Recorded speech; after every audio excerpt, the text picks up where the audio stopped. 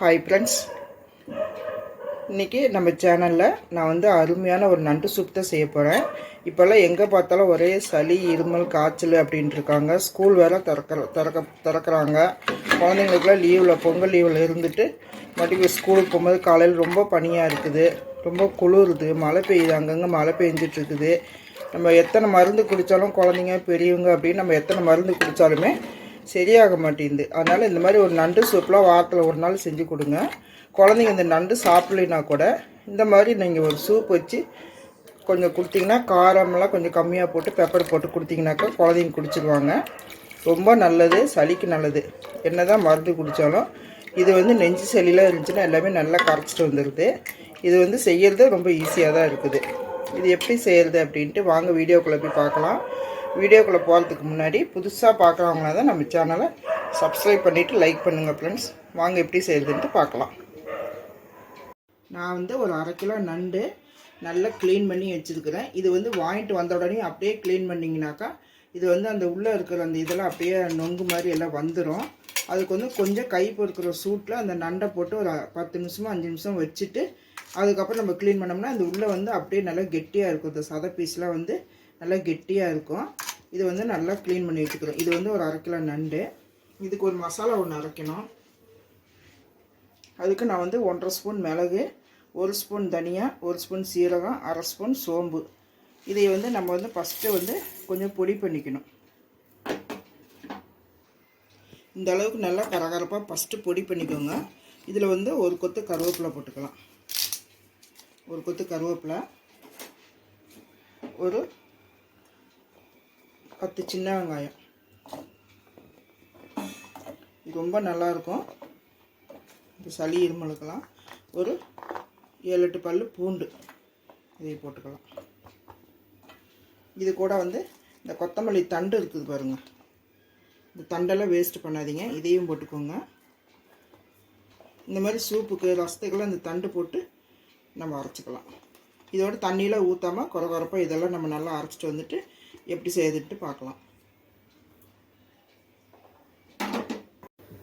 இப்போ நான் வந்து அடுப்பத்தை வச்சு குக்கர் வச்சு கொஞ்சம் நல்லெண்ணெய் ஊற்றிருக்கிறேன். சூப்புனாலே கொஞ்சம் நல்லெண்ணெய் ஊற்றுங்க. அது சளிக்கு நம்ம சூப் செய்யும்போது நல்லெண்ணெய் ரொம்ப நல்லாயிருக்கும்.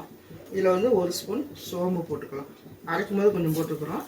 இதில் 1 ஸ்பூன் சோம்பு, கொஞ்சம் கருவேப்பிலை, ஒரே ஒரு பெரிய வெங்காயம் போட்டுக்கிறோம்.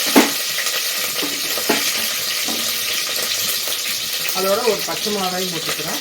இது வந்து கொஞ்சம் ஃப்ளேவருக்காக தான் போடுறேன். இதை போட்டு நல்லா ஒரு வதக்க வச்சுட்டு கொஞ்சம் தக்காளி போட்டுக்கலாம்.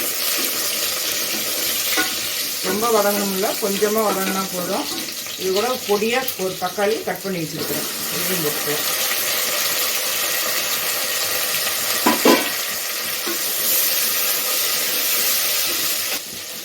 இப்போ இந்த அளவுக்கு வதங்கினா போதும்.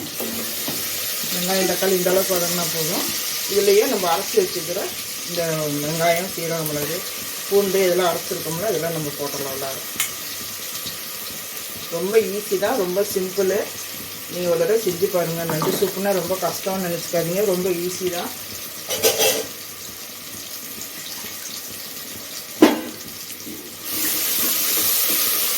இது கூட கொஞ்சமாக மஞ்சள் போட்டுக்கலாம்.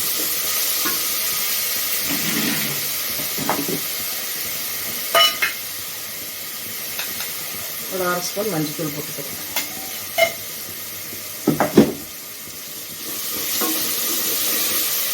இது கூட நம்ம இந்த நண்டு கழுவி வச்சுக்கிறோம்னா அந்த நண்டையும் போட்டோம்.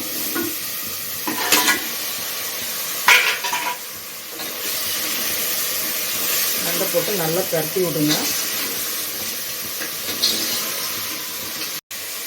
இப்போ இந்த அளவுக்கு நல்லா எல்லாத்துலேயும் மசாலா ஒட்டினா போதும்.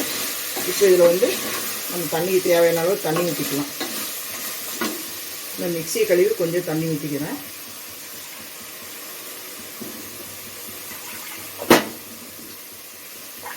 நல்லா ஒரு 3 விசில் விட்டிங்கன்னா போதும். சூப்பராக ரெடி ஆகிடும்.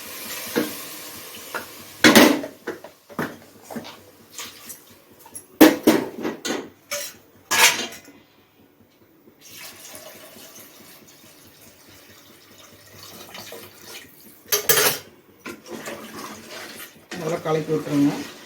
இப்போ இதில் வந்து கொஞ்சம் கொத்தமல்லி தண்டெல்லாம் வேஸ்ட் பண்ணாமே போடுங்க, நல்லாயிருக்கும். வெந்துச்சுனாக்கா நெஞ்சு சளிக்கெலாம் ரொம்ப நல்லாயிருக்கும். கொத்தமல்லி நிறைய போடுங்க, அந்த ஃப்ளேவரும் நல்லாயிருக்கும், உடம்புக்கும் நல்லது. இப்போ இதுக்கு தேவையான அளவு உப்பு போட்டுக்கலாம். இந்த சூப்புக்கு தேவையான அளவு உப்பு. சீக்கிரமாக குயிக்காக நம்ம பண்ணிடலாம். அவ்வளோதான். இது மூடி வச்சுட்டு ஒரு 3 விசில் விட்டு நான் ஆஃப் பண்ணிடுவேன். நல்லா ஆவி பறக்க சுட சுட ஒரு நண்டு சூப் ரெடி ஆயிடுச்சு. இந்த நண்டு சூப் செய்யவே வந்து கேஸ் போனோடனே எடுத்து 2-3 பேர் குடிச்சிட்டாங்க. நல்லா ஒரு டம்ளர் நல்லா ஊற்றி ரொம்ப சூப்பராக ரொம்ப நல்லா இருக்குது. நம்ம கடையில் வாங்குறத விட நம்ம வீட்டிலே ஒரு 1/2 கிலோ நண்டு வாங்கி நம்ம இந்த மெத்தடில் செஞ்சோம்னா குடும்பத்தில் நம்ம எத்தனை பேர் இருக்கிறோமோ அத்தனை பேர் 2 கிளாஸ் 3 கிளாஸ்னு குடிக்கலாம். நல்லாயிருக்கும். கடையில் வாங்கினா விலையும் அதிகமாக இருக்குது. இது செய்யறது ரொம்ப ஈஸி தான். நீங்களும் இதே மாதிரி செஞ்சு பாருங்கள், ரொம்பவும் நல்லா இருக்குது. இந்த வீடியோ பிடிச்சிருந்துச்சுன்னா லைக் பண்ணுங்கள் ஃப்ரெண்ட்ஸ்.